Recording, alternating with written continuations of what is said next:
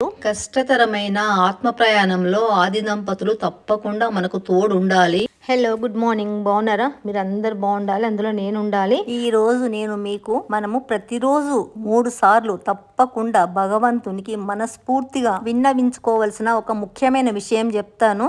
ఆ విషయము ఎప్పుడు చెప్పుకోవాలంటే రాత్రి పడుకోబోయే ముందు, తెల్లవారి లేచిన వెంటనే. తర్వాత మనం పూజ చేసుకోవడానికి పూజా గదిలోకి వెళ్తాం కదా, పూజ ప్రారంభించడానికి ముందు తప్పకుండా చెప్పుకోవాలి 3 సార్లు రోజుకు.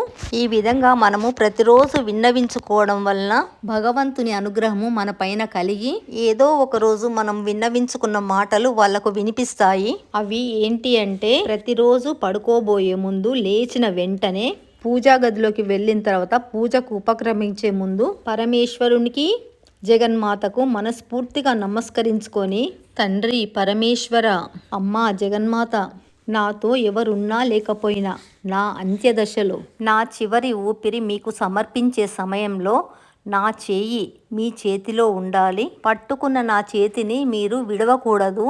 ఇది తప్ప నాకే కోరిక లేదు తండ్రి, ఇది తప్ప నాకే కోరిక లేదమ్మా, నన్ను దయతో అనుగ్రహించండి అని మనస్ఫూర్తిగా దండం పెట్టుకోండి.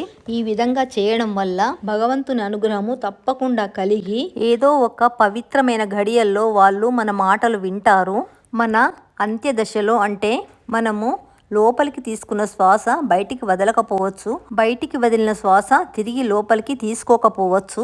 అదే మనకు అంత్యదశ. ఆ దశలో ఆది దంపతులు మనకు తప్పకుండా తోడుగా ఉంటారు. మనము ప్రతిరోజు చేసుకున్న పవిత్రమైన ప్రార్థన వృధా మట్టుకు పోదు. కష్టతరమైన ఆత్మ ప్రయాణంలో ఆది దంపతులు తప్పకుండా మనకు తోడు ఉండాలి.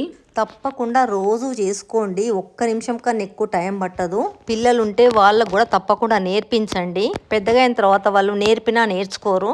ఎన్ని రోజులున్నా పోయే వాళ్ళమే, మన పర్మనెంట్ ప్లేసు ఇది కాదు అని ఫిక్స్ అయితే మరణ భయం ఉండదు.